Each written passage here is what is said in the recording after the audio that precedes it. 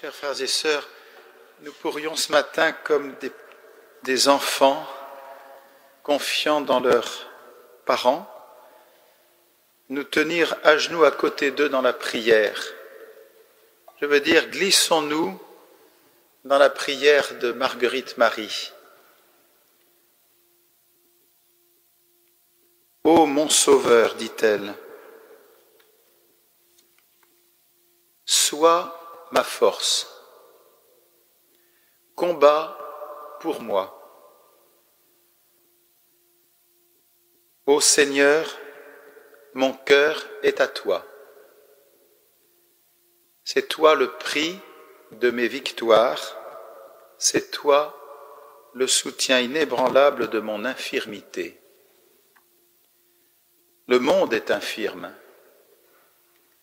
autant que notre propre existence finie, mais aussi blessée par le péché. Marguerite Marie est une priante cachée en Dieu, une amoureuse du Christ. Elle est une écoutante qui veut être aidée dans son discernement. Au fond, jusqu'à la fin de son existence, elle aura mendié l'aide dans le discernement. Discernement de la volonté aimante de Dieu pour elle-même et pour les autres. Elle est une femme tenace, une femme courageuse. Elle a tenu bon dans son engagement de consécration.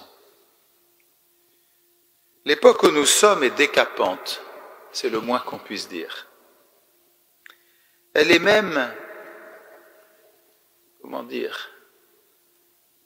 faite de continuelles tentations de dispersion, pour les meilleures raisons d'ailleurs. C'est comme si il nous était progressivement interdit de durer dans l'attention avec quelqu'un. C'est comme s'il nous était presque interdit de perdre notre temps. Je veux dire, à prier, à écouter avec bienveillance et à apprendre. Notre époque aussi se méfie de tout ce qui est gratuit. Gratuité dans les relations, gratuité du silence, d'admiration, d'émerveillement, de louange. Finalement, notre époque peut-être n'a jamais été aussi superficielle, en tout cas tentatrice de superficialité, qui nous fait prendre des vessies pour des lanternes et qui nous fait prendre des taupinières pour des Everest, qui du coup nous fait échapper au seul lieu où Dieu nous parle, c'est-à-dire notre propre cœur, qui est fait pour la relation et qui est fait pour l'humilité. Retenons ce matin, si vous voulez, 3 lumineuses consolations que cette grande sainte a reçues et qui sont, je crois, pour nous aujourd'hui particulièrement nécessaires. La première, c'est la consolation reçue dans l'écoute humble du Christ et de nos frères. Consolation dans l'écoute humble du Christ et de nos frères. Deuxième lumineuse consolation que Marguerite a reçue, c'est bien sûr dans la réception de l'amour de Dieu, l'amour reçu de Dieu dans le Christ Jésus. Et la troisième, c'est la présence maternelle de la mère de Jésus. Donc l'écoute humble du Christ et de nos frères. Nous le savons très bien, pour écouter, il faut d'abord être du mieux qu'on peut dans une présence réconciliée avec soi-même. Personne n'écoutera jamais s'il n'est pas un peu réconcilié avec lui-même et présent à lui-même. Nous parlons beaucoup de la présence eucharistique et c'est très bien, mais pensons-nous que elle a aussi pour but de nous rendre présents à la vie. Le « me voici » suppose aussi une présence, la nôtre. Donc, pour écouter, il faut être présent à soi-même, mais ça ne suffit pas. Il s'agit de désirer apprendre, de désirer suivre quelqu'un d'autre que nous-mêmes et de nous mettre à l'école d'un autre que nous-mêmes, à une autre école que l'école de nos propres pensées. C'est cela qui caractérise l'écoute. Pour écouter, dit l'apôtre Paul, il s'agit de considérer les autres supérieurs à soi-même. Pour écouter en un mot, il faut que la dureté de notre cœur soit brisée. Tenez donc toujours votre intérieur en silence, disait Marguerite Marie. Parlant peu, elle n'a pas dit ne pas parler, parlant peu aux créatures et beaucoup à Dieu. Par vos actes, en souffrant et en agissant pour l'amour. Tenez donc tous vos sens intérieurs et extérieurs dans le cœur sacré de notre Seigneur Jésus-Christ. Silence intérieur aussi, dit-elle, par le retranchement de toutes ces pensées inutiles, ces réflexions d'amour-propre, pour vous disposer à entendre la voix de l'époux. Silence extérieur sur tout ce qui peut vous louer ou blâmer ou accuser les autres. En 3 expressions, elle résume en gros 90% des occupations mentales qui sont sur nos ordinateurs et parfois, hélas, dans notre propre cœur. Se préoccuper de l'image, ce qui peut nous louer. Bon. Silence sur tout ça. Ce qui peut nous blâmer, silence sur tout ça. Ce qui peut accuser les autres, silence sur tout cela. Et ce silence, continue-t-elle, sera pour honorer le silence de Jésus, solitaire au Saint-Sacrement. Vous apprendrez par ce moyen à l'aimer en silence et à converser avec son sacré cœur. Il y aurait beaucoup à dire ici sur cette merveilleuse expression, converser avec le cœur du Christ. Dieu veut se révéler en entrant en conversation amicale avec les hommes. Écoute humble du Christ et de nos frères. Deuxième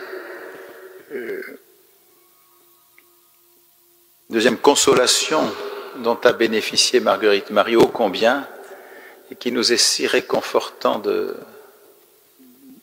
repenser ce matin, l'amour que nous recevons sans cesse de Dieu.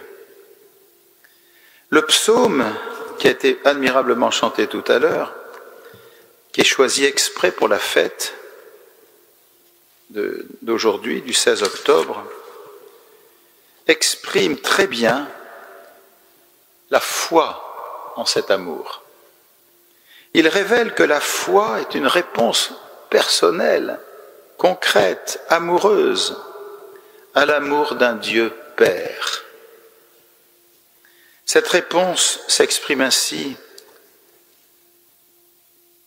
déjà 25 siècles avant nous. Moi, je suis toujours avec toi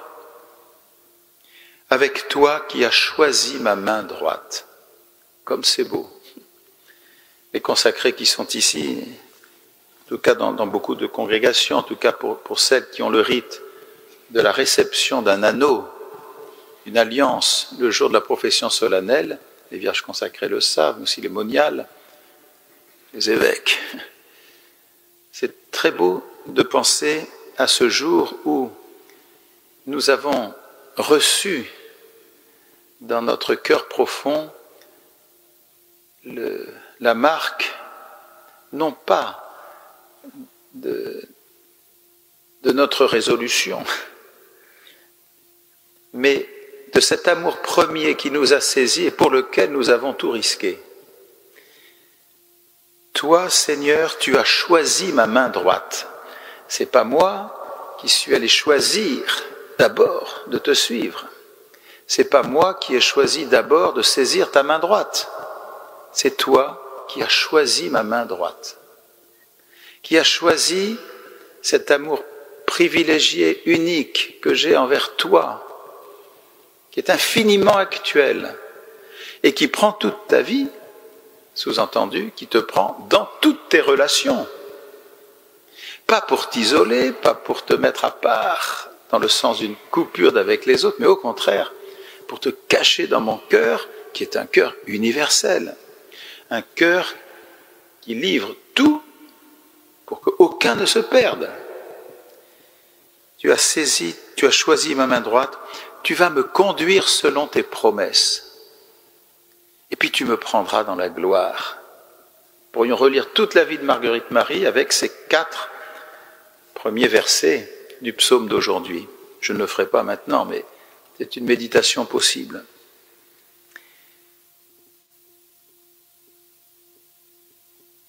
Et enfin, présence maternelle de Marie. Souvenons-nous d'ailleurs ici de la liberté intérieure de Marguerite Marie, qui choisit d'entrer dans l'ordre de la visitation parce que c'est un ordre marial. C'est très frappant, ce trait. Je connais moins Marguerite Marie que la plupart d'entre vous, mais j'ai lu que la visitation n'était pas simplement le lieu eucharistique et le lieu aussi, il n'avait pas de connaissance personnelle qui faisait qu'elle choisissait Dieu seul, mais aussi un lieu marial. Voilà. Et réfléchissons à ce que disait le père Glotin, d'illustre mémoire. C'est dans le cœur de Marie qu'il faut chercher la source ultime de l'expérience du cœur de Jésus.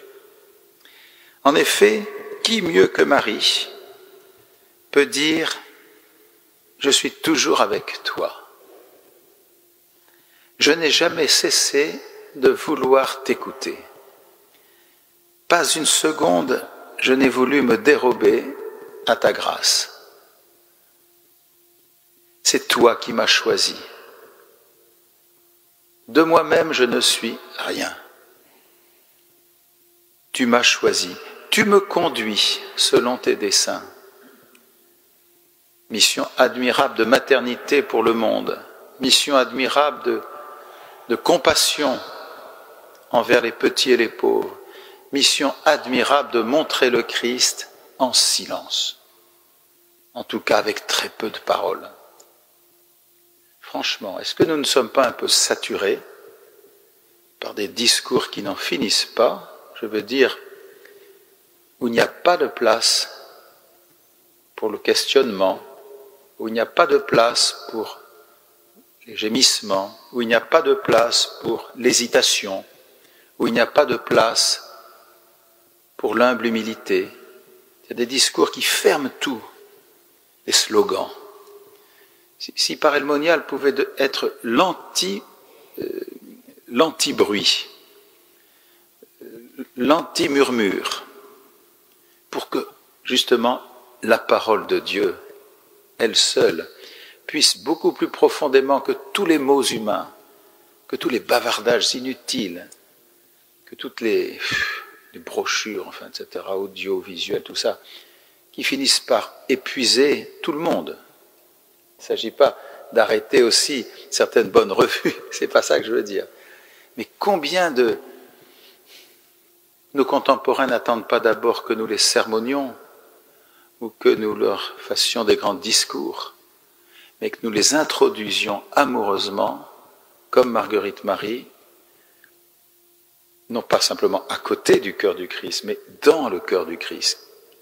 Qu'ils osent venir. Tout Paray-le-Monial se dit là. Venez à moi, je suis doux et humble. Et il y a donc une exigence ici peut-être plus grande que dans tout le diocèse à soigner beaucoup cette humilité joyeuse, où personne ne se considère supérieur aux autres. où personne ne considère qu'il détient le message, ou qu'il a simplement à le transmettre comme s'il le connaissait mieux que les autres. Personne. Celui qui prétend le connaître ne le connaît pas du tout. Celui qui prétend savoir ce qu'il faut faire et dire, qu'il se taise. Est-ce que Marguerite Marie a été sur les places publiques? Est-ce qu'elle a imposé? Non. Elle s'est humblement rendue docile, bien sûr à la grâce, et dans le discernement si nécessaire, dans ces choses sublimes, l'expression même de Dieu dans un cœur humain, entièrement humain. Il y faut de la délicatesse, il y faut certainement quelque chose qui va faire que les gens vont se sentir ici encore plus dans le monde qu'ailleurs, parce que le monde est en train d'exploser, de se morceler, de se diviser. Comme si ici, nous devions réapprendre l'être au monde. Et qu'humblement, les chrétiens et les chrétiennes qui habitent ici, avec les chapelains, les pères jésuites, les pères de la paroisse, mais qui sont au service de la sainteté de tous, nous sentions que nous sommes tous ici des pèlerins, pas simplement de passage, mais qui voulons aller plus au cœur de l'Évangile. Écoute, humble du Christ et de nos frères, amour reçu de Dieu, accueil de l'expérience de Marie. C'est dans son cœur à elle que nous apprenons peut-être mieux que nulle part à aimer, à pardonner et à nous recevoir en toute liberté comme une créature voulue de toute éternité par le Père dans le Fils bien-aimé.